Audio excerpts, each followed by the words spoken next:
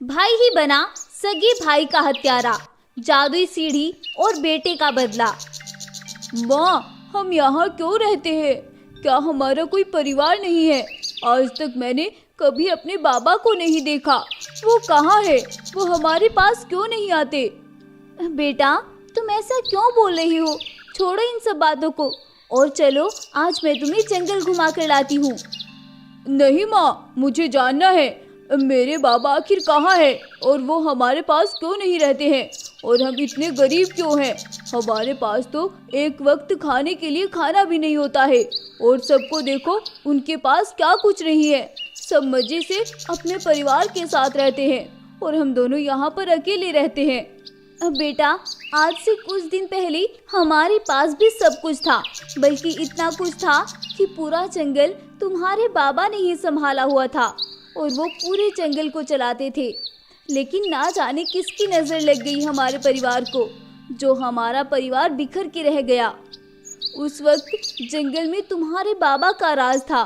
तुम्हारे बाबा के 2 भाई थे जिनसे तुम्हारे बाबा बहुत मोहब्बत करते थे, लेकिन ये सब उन दोनों को शायद पसंद नहीं था। हर कोई अपनी परेशानी लेकर हमारे पास आता था। महाराज, मेरा बेटा बीमार है, कुछ मदद कीजिए महाराज। तुम घबराओ नहीं गाय बहन, मैं तुम्हें कुछ पैसा देता हूँ और जाओ अपने बेटे का इलाज कराओ।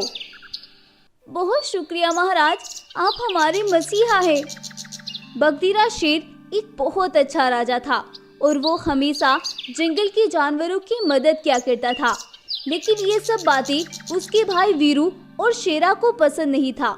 वो हमेशा ही बगदीरा शेर की इन हरकतों से परेशान रहते थे और अपने भाई के पैसे पर ऐश किया करते थे। वीरू और शेरा पूरा दिन जंगल में आवारागर्दी करते और रात में शराब पीकर घर वापस आ जाते, लेकिन ये सब बातें बगदीरा को पसंद नहीं थी और वो हमेशा उन्हें समझाया करता कि वो ऐसा ना करे, लेकिन उन दोनों को बगदीरा का समझाना मजाक के जैसे लगता था। तुम मेरी बात समझते क्यों नहीं? मैं तुम्हारे अच्छे के लिए ही ये सब बोलता हूँ। इसमें तुम दोनों का ही फायदा है, मेरा क्या है? तुम दोनों अपनी जिंदगी को खत्म कर रहे हो। बगदीरा शेर अपने दोनों भाइयों को बहुत प्यार से ये सब समझाता है, लेकिन उन्हें कुछ भी समझ में नहीं आता है और वह उल्टा उसके दुश्मन बन जाते हैं। ये बगदीरा हमारे पिता का सारा खजाना ऐसे ही जंगल में बांट के खत्म कर देगा। जब तक हमारा वक्त आएगा, ये सब कुछ खाली कर चुका होगा। हाँ भाई, तुम कह तो सही रहे हो, हमें कुछ करना होगा और जो भी करना होगा जल्द ही करना होगा, वरना हम बस हाथ मलते रह जाएंगे। अब वो दोनों भाई मिलकर एक प्लान बनाते हैं और उसी के मुताबिक वह बगदीरा से आकर बोलते हैं, भाई, पास वाले जंगल के राजा ने आपको बुलाया है, शायद उन्हें आपसे कोई जरूरी काम है। अच्छा, लेकिन वो तो कल ही मेरे पास आया था, उसने मुझे कल तो ऐसा कुछ नहीं बोला। भाई, जब कुछ अनहोनी आती है तो 1 सेकंड में आ जाती है। वो तो हमें रास्ते में आते हुए मिले थे और बहुत परेशान थे।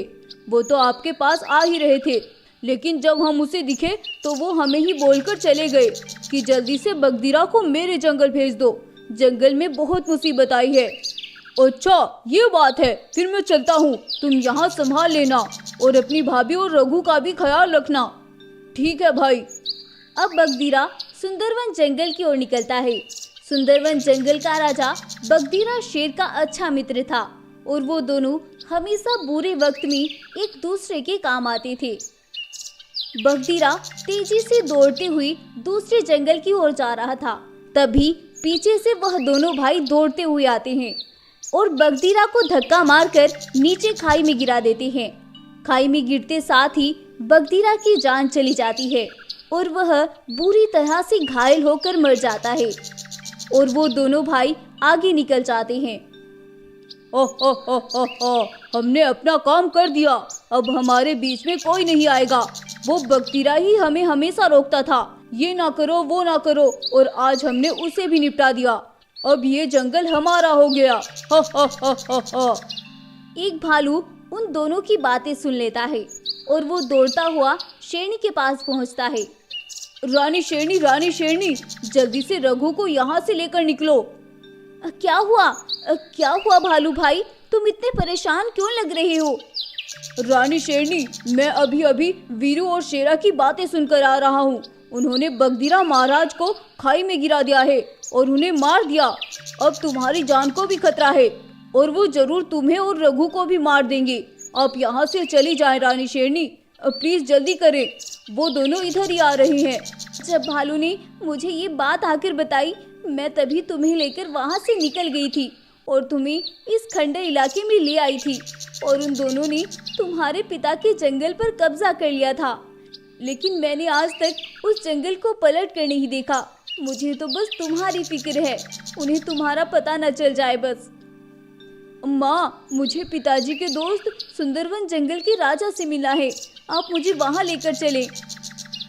ठीक है बेटा, मैं तुम्हें लेकर चलती हूँ, चलो तुम मेरे साथ। अब वो दोनों सुंदरवन जंगल की ओर निकलते हैं और कुछ दूर चलने पर वो वहाँ पहुँच जाते हैं। शेरनी और रघु को देखकर गब्बर शेर खुश हो जाता है। अरे, तुम इतने दिन से कहाँ थे? मुझे पता चला कि बगदीरा को उसी के भाइयों ने मार दिया, और वो इतने जालिम कैसे हो सकते हैं?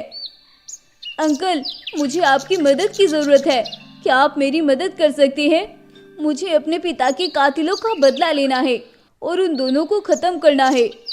बेटा, मैं तुम्हारी वैसे तो कोई मदद नहीं कर सकता क्योंकि बूढ़ा हो गया हूँ, अब तो मुझसे ज़्यादा दूर तक चला भी नहीं जाता, लेकिन मैं तुम्हें एक ऐसा राज बता सकता हूँ जो तुम्हें इतना ताकतवर बना देगा कि तुम उन्हें ख़त्म कर सकते हो।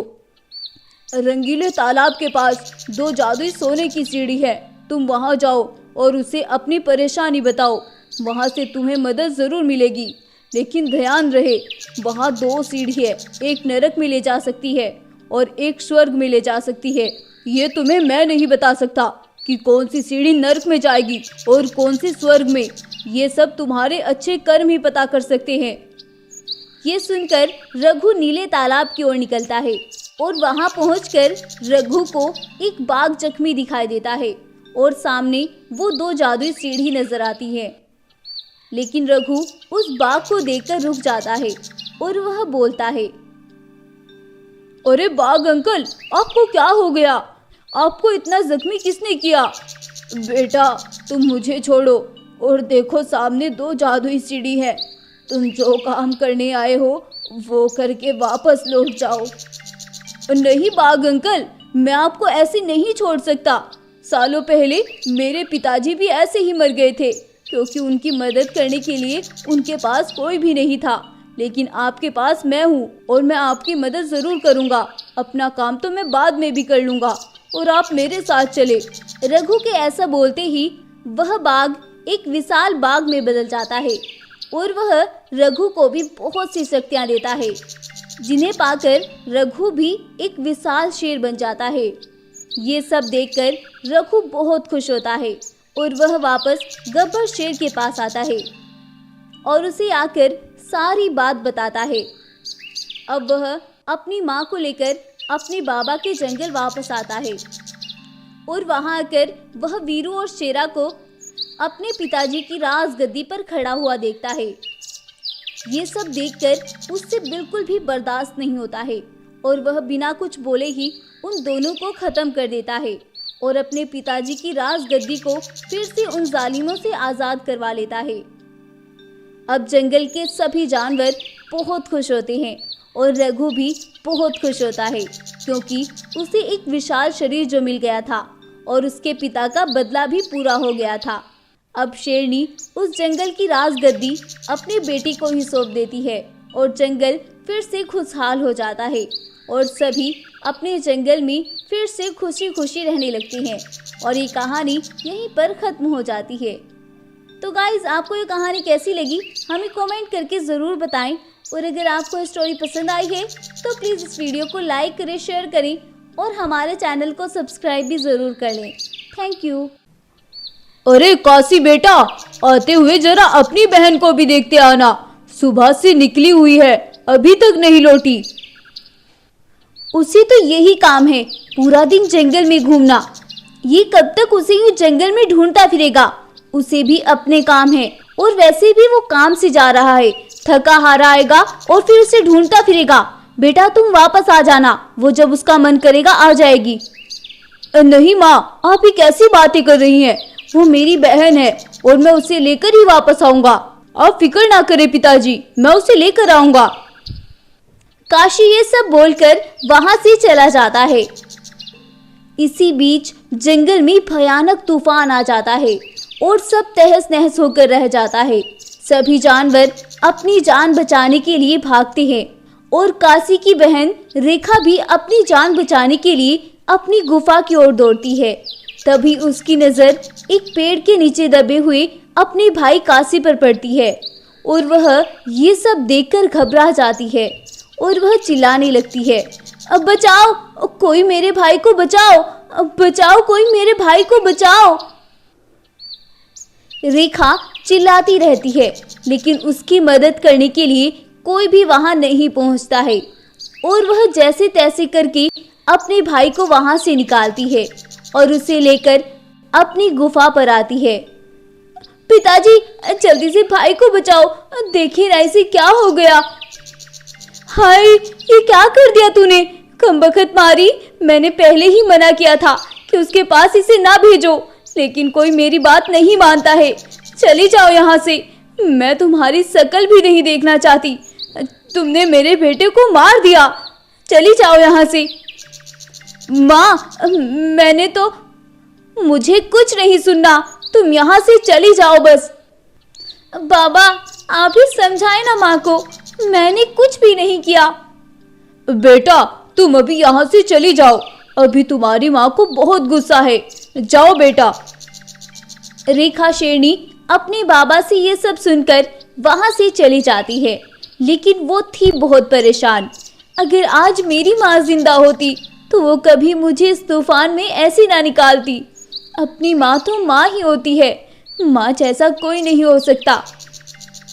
अब मैं कहाँ जाऊँ, क्या करूँ मैं? इधर रेखा शेरनी अपने लिए परेशान थी और उधर शेर और शेरनी अपने बेटे के लिए परेशान थे, क्योंकि काशी बहुत जख्मी हो चुका था। अब तो जंगल में बारिश भी शुरू हो जाती है और भालू हकीम काशी का इलाज कर रहा होता है। घंटों बीत जाती हैं और रेखा शेरनी जब बढ़ती बारिश को देखती है तो वह एक खंडर गुफा के अंदर शरण लेती है और रोते हुए बोलती है, क्या करूं मैं? मेरी माँ ही सौतेली थी, लेकिन मेरी बाबा वो तो सगे थे, उन्होंने भी मुझे जाने का बोल दिया। वो तो मुझे रोक सकते थे ना, क्या करूं? वो ऐसे ही रोते हुए सो जाती है। बारिश रुक जाती है, जंगल में जानवर बाहर आने लगते हैं। कुछ देर बाद शेरनी भी जागती है। रेखा शेरनी जब जागती है तो वह अपनी गुफा के अंदर बहुत सारा खजाना देखती है। इतना ज़्यादा खजाना देखकर रेखा शेरनी कुछ समझ नहीं पाती है और बोलती है, ये सब क्या है? इतना खजाना? जब मैं गुफा में आई थी तब तो यहाँ कुछ भी नहीं था, फिर अब ऐसा क्या हो गया? कहीं इस गुफा के अंदर कोई भूत तो नहीं? जल्दी से यहाँ से निकल जाती हूँ, कहीं मैं यही ना रह जाऊं। रेखा शेरनी वहां से जाने लगती है। तभी उस गुफा से आवाज आती है, रुक जाओ, ये सब तुम्हारे लिए है। इस गुफा को एक वरदान मिला हुआ है, जो कोई भी परेशानी में यहाँ आता है, ये गुफा हमेशा उन सबकी मदद करती है।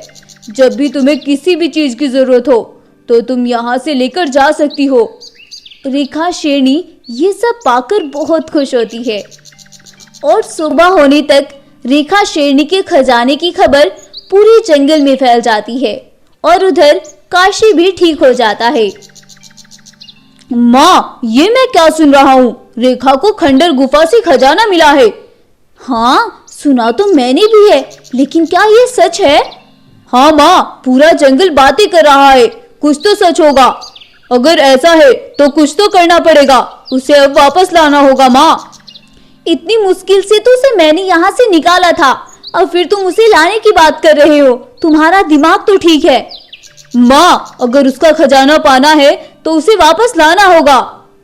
ऐसा बोलकर काशी जंगल में जाता है और रेखा शेरनी के पास जाकर उसे घर चलने के लिए बोलता है, लेकिन रेखा शेरनी उसे घर लौटने से इनकार कर देती है। अब काशी गुस्से में घर वापस आता है। माँ, उसने आने से इनकार कर दिया। मैं उसे जिंदा नहीं छोड़ूंगा। वो मुझे मना करेगी। उसे जिंदा नहीं छोड़ूंगा। उसे शायद पता नहीं है उसके साथ मैं क्या कर सकता हूँ। ये सब बोलकर काशी गुस्से में फिर से उसकी गुफा की ओर दौड़ता है और शेरनी उसके पीछे पीछे दौड़ती है।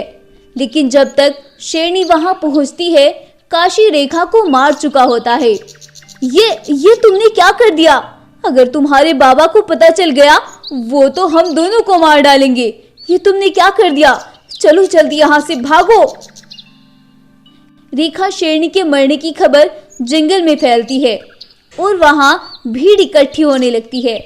तभी गब्बर शेर भी वहां पहुंचता है और जब वह अपनी बेटी को मरा हुआ देखता है तो बहुत परेशान हो जाता है। ये मैंने क्या कर दिया? मेरा तो कोई दुश्मन भी नहीं है। फिर ये सब मेरी बेटी के साथ किसने किया? मैं उसे जिंदा नहीं छोड़ूंगा। शेर की बात सुनकर भीड़ से एक गाय बोलती है, मार सकते हैं अपने दुश्मन को। आपके पास इतना हौसला नहीं है। आपने बेटे के लिए बेटी को पराया कर दिया था, लेकिन फिर उसकी एक बार भी खबर नहीं ली। मैंने आज तक कभी अपने दुश्मन को नहीं बख्शा। उसका अंजाम हमेशा मौत रहा है। और गाय, ये तुम अच्छे से जानती हो। तो फिर जाइए, मारिए अपने बेटे को और पत्नी को भी। वो ही दोनों ये सब करके गई हैं। और जाओ, उनसे पूछ लो जाकर कि ये सब किसने किया है। ये सुनकर शेर घबरा जाता है। उसे यकीन ही नहीं आता है कि उसकी पत्नी और बेटा ये सब कर सकता है। और वह अपनी गुफा में वापस आता है और बोलता है, क्या करके आए हो तुम दोनों जंगल में? शेर को इतने गुस्से में देखकर और उसके ये पूछने पर काशी डर जाता है और वह घबराहट में सब कुछ सच बोल देता है। बाबा, मैंने कुछ नहीं किया। वो तो मुझसे गुस्से में हो गया। मैं उसे वापस लाने गया था और उसने मेरे साथ आने से इनकार कर दिया, इसीलिए मुझे गुस्सा आ गया था। अच्छा, चलो फिर गुस्से में मुझे भी मारो और अपनी माँ को भी मारो। बाबा, ये आप क्या बोल रहे हैं? मैं आपको और माँ को कैसे मार सकता हूँ? क्यों नहीं मार सकते? या फिर मेरी बेटी से ही नफरत निकालने के लिए तुम दोनों ये कर सकते हो? उसने क्या मांगा था तुम दोनों से? वो तो यहाँ से चली गई थी और मैंने भी इसीलिए जाने का बोल दिया था, क्योंकि मुझे डर था कि एक ना एक दिन ये होना है। और तुमने फिर भी वही सब कर दिखाया। अब गब्बर शेर अपने बेटे को खूब मारता है और उसी सजा के तौर पर उन दोनों माँ बेटों को वहां से चलता फिरता है। मैं इतना बेरहम नहीं हो सकता कि अपने ही खून का कत्ल कर दूं। इसीलिए चुपचाप इस जंगल से चले जाओ और कभी लौट कर मत आना। अब वो दोनों माँ बेटे वहां से चले जाते हैं और शेर अपने किए पर पछताता रह जाता है कि शायद अगर वो अपनी बेटी को यहाँ से ना भेजता तो उसके साथ ये सब ना होता। अब लकीर को पीटने से क्या फायदा, क्योंकि सांप तो निकल चुका था। तो गाइज, आपको ये कहानी कैसी लगी हमें कमेंट करके ज़रूर बताएं। और अगर आपको ये स्टोरी पसंद आई है तो प्लीज़ इस वीडियो को लाइक करें, शेयर करें और हमारे चैनल को सब्सक्राइब भी ज़रूर कर लें। Thank you. अरे धानी भाई, तुम्हें पता है कल जंगल में क्या हुआ? नहीं भाई, मैं तो परसों से पिताजी के काम से हल्द्वानी जंगल गया हुआ था। आखिर क्या हो गया था कल? भाई, कल तो हम सभी बाल बाल बच गए। कल ना जाने किसने जंगल में धमाके किए और एक के बाद एक पूरे दिन धमाके होते रहे। वो तो हमने जंगल के जानवरों को सुरक्षित जगह पहुंचा दिया था, फिर भी कई सारे जानवर मारे गए और बहुत से जानवर घायल भी हो गए। ये क्या बोल रहे हो तुम? ऐसा किसने किया? क्या कुछ पता नहीं लगा कि ये सब किसने किया? नहीं भाई, अभी तक तो कुछ पता नहीं लग सका, लेकिन हम सभी लगे हुए हैं कि जल्द से जल्द पता लगा सके ताकि दुश्मन और वार न कर सके। भाई, फिर तो जंगल का बहुत नुकसान हो गया होगा। हाँ भाई, हुआ तो है, लेकिन फिर भी सब कुछ ठीक है, वरना कल तो कुछ भी हो सकता था। चलो फिर जल्दी करो, जल्दी से जंगल चलते हैं। नहीं भाई, जंगल में तो कोई भी नहीं है। सभी जानवर पहाड़ी पर सुरक्षित हैं और हम भी वहीं जा रहे हैं। इसीलिए बब्बर शेर महाराज ने मुझे भेजा है तुम्हें लाने के लिए। कहीं तुम जंगल में ना चले जाओ। लेकिन अब ऐसा क्यों? सब वहां क्यों है? क्योंकि भाई दुश्मनों ने हमारे जंगल पर कब्जा कर लिया है। क्या? ये क्या बोल रहे हो तुम? हाँ भाई, मैं सही बोल रहा हूँ। तुम क्या निकले जंगल से? उन्होंने तो जंगल में तहस नहस कर दिया। वो दोनों ऐसी बातें करते हुए पहाड़ी पर पहुंचते हैं और धानी शेर अपने बाबा के पास जाता है। बाबा, ये सब क्या हो गया? मेरे एक दिन जाने के बाद सब कुछ तहस नहस हो गया। बेटा, यहाँ भी हर वक्त खतरा मंडरा रहा है, कभी भी कुछ भी हो सकता है। तुम्हें जिस काम के लिए भेजा था वो काम हो गया? नहीं बाबा, कुछ भी नहीं हो पाया। सुंदरवन के राजा ने हमें सिपाही देने से इनकार कर दिया। वो बोल रहा था कि वो अपने सिपाहियों की जान खतरे में नहीं डालना चाहता। फिर अब क्या होगा? जंगल के जानवर भूखे मर रहे हैं, आसपास से कहीं से भी कोई मदद नहीं आ रही है और जालिम हमारे ऊपर सेना ताने खड़ा है। आप घबराए नहीं बाबा, हम कुछ करते हैं। चलो शिकारा, कुछ हल ढूंढते हैं। धानी और शिकारा दोनों बहुत अच्छे दोस्त थे और ताकतवर भी। धानी एक बहुत समझदार शेर था, इसीलिए दुश्मन बस उसके जाने का इंतजार कर रहे थे। और जिस दिन धानी जंगल से निकला, उन्होंने तभी जंगल पर हमला कर दिया। धानी और शिकारा दुश्मन के खतरे से अनजान रात में खड़े हुए सोच रहे थे और आपस में बातें कर रहे थे। तभी दुश्मन जंगल पर हमला करने के लिए आ जाते हैं। अरे धानी भाई, वो देखो दुश्मन इधर ही आ रहे हैं। हमें जल्द से कुछ करना होगा, ये कभी भी यहाँ धमाके कर सकते हैं। धानी इतना तक कुछ सोचता, दुश्मन वहां हमला कर देते हैं और कई सारे हमले एक साथ करते हैं। भागो शिकारा, यहाँ से जल्दी करो, भागो यहाँ से। धानी और शिकारा मुश्किल से अपनी जान बचाकर वहां से निकलते हैं।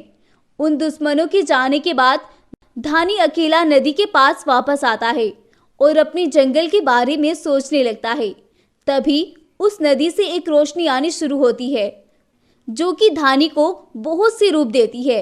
धानी शेर ये सब देखकर बहुत खुश होता है और वह उस रोशनी का शुक्रिया करता है। तुम घबराना नहीं, बस दुश्मन का डटकर सामना करना है। अब वो तुम्हारा कुछ भी नहीं बिगाड़ पाएगा। अब धानी शेर शिकारा के पास आता है और शिकारा को सारी बात बताता है। शिकारा भी ये सब सुनकर खुश होता है। अगली सुबह होती है और शिकारा और धानी दोनों अपने जंगल पहुंचते हैं और रास्ते में उन्हें जो कोई भी मिलता है वो उसे ही कुचलते जा रहे थे। अब हम इन्हें नहीं छोड़ेंगे। इन्होंने अपने हित के लिए बहुत से मासूमों की जान ली है। अब इनका वक्त बहुत करीब आ गया है। धानी को देखकर दुश्मन का सरदार कांचा शेर उनका रास्ता रोक लेता है और बोलता है, तुम्हें अभी भी शर्म नहीं आई? आज फिर तुम मेरे इलाके में मरने के लिए चले आए। मैंने तुम्हें इससे पहले भी चेतावनी दी थी कि जंगल खाली कर दो, लेकिन तुमने मेरी बात नहीं मानी थी और उसका अंजाम तुमने देख ही लिया है। और आज फिर तुम खुद मौत के मुंह में चले आए। अब तुम हमारा कुछ नहीं बिगाड़ सकते जालिम शेर। अब मेरे पास इतनी ताकत है कि मैं तुम सभी को कुचल सकता हूँ। अबे चल जा, आसपास के जंगल वासियों ने तो तेरी मदद नहीं की। तू कुत्ते की तरह भटक रहा था, कभी इसके पास और कभी उसके पास। अब तू अकेला मेरा क्या ही बिगाड़ लेगा। कांचा शेर अपनी ताकत में चूर था और धानी शेर इसी का फायदा उठाकर अपने शरीर से काफी सारे शेर बाहर निकालता है और वह सभी मिलकर एक एक करके उन सभी जालिमों को मार डालते हैं। और धानी कांचा को कैद कर लेता है और बोलता है, जाओ शिकारा, सभी जंगल वासियों को ये खबर दो कि खतरा टल चुका है और सभी जंगल वापस आ जाओ। शिकारा जल्दी से जाता है और सभी जानवरों को वहां बुलाकर लेकर आता है।